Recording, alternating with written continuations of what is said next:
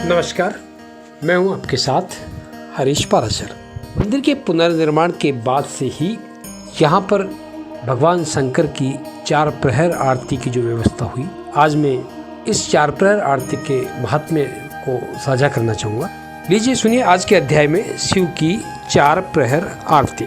राजा शिववीर सिंह चौहान ने जब मंदिर का पुनर्निर्माण कराकर कलश चढ़ाया, तब मंदिर के उन पुजारियों को वापस बुलवाया जो गजनवी के आक्रमण के बाद शिवालय से सर्वसर्प द्वार यानी सारसोप चले गए थे। उन्होंने ही मंदिर की 4 प्रहर आरती की शुरुआत कराई और ये परिपाटी आज भी जारी है।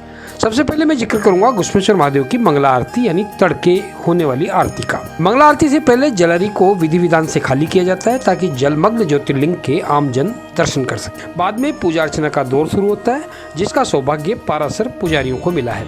मंगला आरती के वक्त को शिव दर्शन का श्रेष्ठतम वक्त माना जाता है। मंगला आरती की घंटा ध्वनि से आसपास का वातावरण भक्तिमय हो जाता है। इसके बाद दिन भर नियमित पूजा पाठ का दौर शुरू हो जाता है। अब बारी है भोग आरती की। शिवाड़ में महादेव की 4 प्रहर आरती में भोग आरती यानी भगवान के भोग अर्पित करने के वक्त का खासा महत्व है और भोग भी राजसी यानी चूरमा, दाल, बाटी।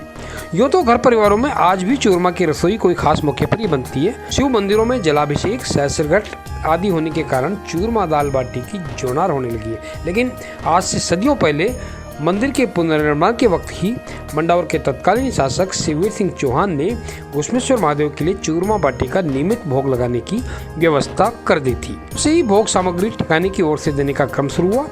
भोग के लिए यहाँ नियमित चूरमा बाटी की प्रसादी भगवान को अर्पित की जाती है। दोपहर में भोग आरती के वक्त भगवान के ये भोग अर्पित किया जाता है। वैसे ये माना जाता है कि भगवान शंकर को प्रिय दाल, बाटी, चूरमा 9 ग्रहों का पौराणिक देव भोजन है। गोधूम यानी गाय के गोबर से बनाए कंडों में तैयार दाल, बाटी व चूरमे की रसोई ही शुद्ध मानी जाती है। नए जमाने के दौर में मंदिर के प्रसादी कक्ष में बाकायदा कंडे का गजरा लगाकर रसोई बनाई जाती है। बचपन के दौर में भगवान भोले की इस प्रसादी को ग्रहण करने का मुझे खूब मौका मिला है। पुजारी परिवार में जन्म लेने का सौभाग्य जो मुझे मिला। मंदिर की संध्या आरती और अखंड ज्योति के लिए आने वाले भी जो घी है उसकी व्यवस्था भी, राजभोग जिसको हम कहते हैं, उसकी व्यवस्था भी जन सहभागिता का अनुपम उदाहरण है। श्रद्धालु अपनी मनोती पूरी होने पर दैनिक भोग के लिए अपनी ओर से सामग्री देते हैं। आमतौर पर मंदिर के सेवा पूजा करने वालों की ही जिम्मेदारी होती है कि वो भोग की व्यवस्था करें।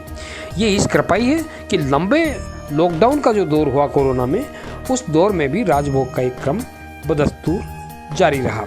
एक खासियत और, भगवान घुश्मेश्वर को अर्पित जो होता है राजभोग, वो सिर्फ पुरुष ही तैयार करते हैं। यानी ये बात जरूर है कि पंडित अपनी क्षमता के मुताबिक रसोई तैयार करें, यानी जितना बड़ा कुनबा उतने ही ज़्यादा लोगों के लिए रसोई।